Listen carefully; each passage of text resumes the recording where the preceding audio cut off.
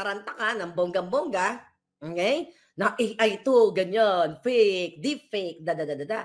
Eh bakit yung taga-NBI, tinanong siya ng reporter, ito po ba ay AI generated? Mga kababayan, kahit balikan nyo, which is waste of time to watch them, kasi they're all Pinocchio. Di ba? Wala, sasayang na yung oras ninyo. Makinig na lang kayo sa akin. Mag-enjoy pa tayo. Okay. Ang sabi ng NBI, ayaw ko sinong Judas na yun, hindi ko matandaan yung pangalan niya, na hindi daw, tinanong siya, ito po ba? Mahina yung yung audio ng mga reporters. Ito po ba ay AI generated? Okay, ang sagot, ito yung konteksto ng sagot. Hindi masasabi kung ito ay AI generated. Hindi nila masasabi na AI generated. Pero during that day na ni-release ko yung video, ang sabi ni Abalos, sure siya na AI generated kasi sa tenga by just looking at the tengang kuting, di ba? Tengang kuting ay sigurado siya na deepfake. Nasinungaling si Abalos kahapon dahil sabi niya, nung una niyang press law na natarata sila, that was before SONA, dahil naapektuhan daw, yung kanina dapat daw magsasona sila, magsasaya sila, di ba? Kailangan niya mag-press con at sasabihin na deepfake to control. Ang DND nagsalita to control the wildfire. Para bilugin ang utak ng taong bayan na sila lang ang paniniwalaan kasi ang gusto ng mga ito ay imomonopolize nila ang karunungan at impormasyon na available naman sa online. At mas matalino kayo sa kanila. So sabi ng NBI, hindi daw sila sure kung AI ito or deepfake whatsoever. Kasi si Jojo Digumasan, thank you for your effort na ikaw ay nag-forensic dudong. Okay, so sinungaling. Tapos tinanong ng reporter, sir, ganyan. O sino ba itong na-identify nyo na ba? Yun yung tanong malabo, basta malabo. Ang sagot kasi ng pulis, dito tayo magbabari sa kanyang sagot. Pero I assume na ang question, sino ang perpetrator? O sino itong mga tao sa likod? Hindi daw nila masabi. Tapos tumawa si Abalos, hindi namin masabi. Doon pa lang nagsisinungaling na kayo. Di ba? Doon pa lang nagsisinungaling. Ako umami na ako. Ako yung nagpalabas dito sa Amerika. Hindi na kayo mahirapang mag-imbestiga. Imagine yung mga kababayan, niloloko kayo. Imbestigahan daw nila kung sino ang perpetrators with S. Ako yun.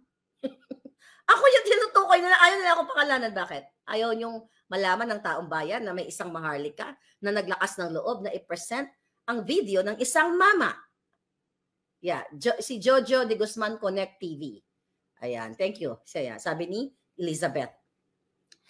Diba, tinanong, doon palang sinungaling kayo Simple question that you know already kung sino ang nag-play ng video. Hindi nyo masagot. Abogado, DILG, SOG, lahat tayo mabuha ka ng generation. Hindi nyo masagot. Ako ang nag-play. Sinungaling, doon palang napakanuknukan yung sinungaling. Hindi iimbestigahan pa namin. Really? Nagkaroon tayo ng picture-picture doon, dinikit-dikit nyo sa folder, facial chuba-chuchu. Nag-base kayo doon sa picture, sa screenshot doon sa video. Tapos mamaya, let's talk about the facial reaction, the facial features. Tanungin ko kayo mga kababayan, tinanong ng isang reporter, si Abalos at lahat ng mga kinapon na parang mga kuting, okay? Sino ang nag-upload? Sino ang perpetrator? Imagine mo, hindi nila masagot kasi iimbestigahan pa daw. Hoy, itong mukhang to ang nag-upload. Ako ang nag-upload. Huwag kayong magdamay-damay ng kahit sino dyan sa Pilipinas na hahabulin ninyo. Mga kababayan, gusto nila kayong pigilan. Hahabulin ang lahat ng nag-upload. Ito ay adiktador. Mga polis na matitino, mga AFP, eto ba ang gusto nyong ibigay sa Pilipino na lahat ng nag-share lang naman ay kakasuhan ninyo panggigipit, pang-adiktador yan. Ako ang kasuhan ninyo. Kung ako ay may na-violate na crime eclabush na sinasabi ninyo, ako ang nag-upload at present dito sa Amerika. Doon pa lang, nuknukan kayo ng sinungaling. Diba? Nuknukan. Hindi nyo na kailangan gumastos ng taong bayan para mag-create ng mga task force. Ako, di ba sabi ng DND, makipag-connect sa Amerika, edi go. Anong crime ang violate ko? Ang sabi ko lang naman, mga kababayan, eto po ang mama. Kayo na ang humusga. Sabi ko sa inyo, 3 days, Abalos, kayo lahat. Makipag-connect na kayo sa Amerika, dali. Putang ina nyo, lahat na lang kayo pananakot, mga ginayupa kayo. Mga pulis, lalo na kayo mga pulis na hindi naman high-ranking officials, eto rin po ang gagawin sa inyo. Mga Katoliko, lahat ng religious group, eto rin ang gagawin sa inyo kung nagkataon na nasa posisyon to kayo.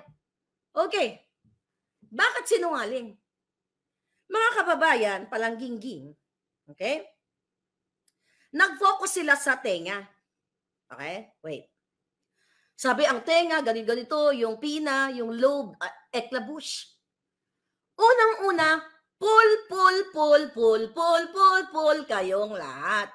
If you want thorough forensic investigation, you consider the age. Dapat didiscuss ninyo. Itong picture na ito, ang tansya namin, this was taken sometime in 2010, 2012, o baka noong 2012, nung time na Mike tumakbo, na certain Daza, sa Bedea, na si Marcos Jr. at si Maria ay nag-chuchungkiar o nagsingot, di ba? Pwedeng ganon. So, titignan mo yung age. You consider that age, mga palangga. And you consider also the weight ng tao. Di ba? Definitely, pag ako, tumaba ako, gumanyan ako, di ba may isang bayaran dyan na lumobo sa kalalamo ng pera ng bayan? Definitely, mag-iiba ang facial expression mo. Ay, feature mo. Nung bata ako, ganun ako, para isang bulatin na hindi pumipamasahan, payat. Ganyan talaga ako. Pero pag tumataba ka, pwede kang gumanon. Kung kakalamon mo sa kaba ng bayan, gaganyan ka. Diba? So, yun yung i-consider mo. Huy, ano nangyayari sa inyo? Talagang kinapon kayo ni Lisa, no? Nataranta kayo. Sinabi ko lang naman, mama. Hindi ko naman siya pinangalanan na, mga kababayan, ito na po si Ferdinand Marcos Jr. Wala naman ako sinabing ganun. Ang reaction, tinanong ko yung mga palangga ko, bahala na kayo ang mag-react. It just so happened, na sumisigaw sila na Marcos, bangag. Marcos, bangag.